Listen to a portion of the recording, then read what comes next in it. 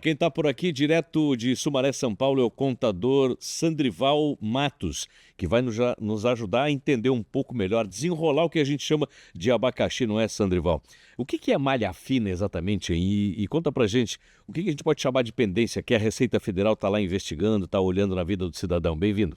Obrigado. Pois é, Marcelo, nos meses de setembro, a Receita Federal faz um pente fino em todos os microempreendedores individuais. Tradicionalmente, ela já faz isso. Então, ela verifica ali se o MEI tem pendências daquela taxa mensal, se extrapolou o limite do MEI, se tem pendências cadastrais, se porventura tem um comunicado da prefeitura de que tem que caçar o alvará daquele MEI. Então, em setembro, a Receita Federal faz isso e ela dá um prazo bem grande até dezembro, janeiro, para que o MEI regularize isso. Então, a intenção da Receita Federal é evitar que o MEI continue sendo o MEI se ele tem pendência, se ele está devendo, se ele tem pendências cadastrais. Se o MEI não regulariza até lá, daí sim é um verdadeiro abacaxi, Marcelo, porque daí tem que regularizar depois com atraso e isso é bem caro. Aí o sujeito caiu na malha fina, tem algum tipo de punição, Sandrival? Tem sim. Na verdade, nessa fase até dezembro, na verdade vai até 31 de janeiro do próximo ano, o MEI ele pode usar o que é chamado de autorregularização. Inclusive, quanto antes ele se autorregularizar, ele vai ficar com o CNPJ ok, não vai ser excluído do MEI, vai ficar tudo certo. Se extrapolar esse limite, o que vai acontecer? O MEI é excluído do microempreendedor individual, mas ele já vai para o lucro presumido, que é um regime tributário muito caro. Se a pessoa não fizer os ajustes necessários a tempo, para ter uma ideia, vai começar a pagar ali em torno de 13% do valor do seu faturamento em impostos. Então é muito pesado isso. Além disso, a Receita Federal pode aplicar uma multa que varia de 75% a 225% o valor do débito, caso não seja respeitado esse prazo.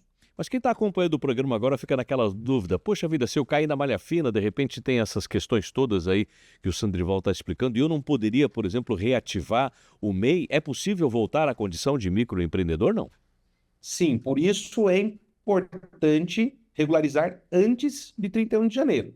E sempre muito antes. Quanto antes puder regularizar, melhor. Pode ser feito um parcelamento, já podem ser averiguadas essas pendências cadastrais e já regularizadas antes de terminar o ano.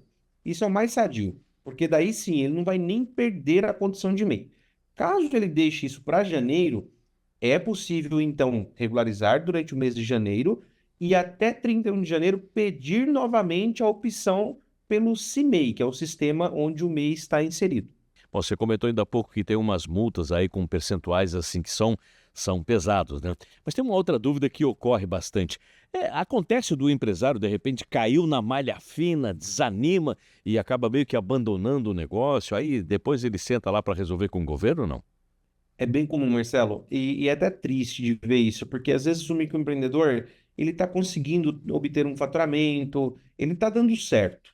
Só que por negligenciar esse aspecto tão importante, mas um pouco chato para a maioria, que é a parte burocrática, acaba que depois que é excluído, se torna até mais barato encerrar tudo e começar de novo. Então ele perde o CNPJ, daí ele vai ter que abrir um novo, depois de regularizar todo esse antigo, e daí vai ter que trocar isso tudo em fornecedores, todos os cadastros, abrir nova conta bancária.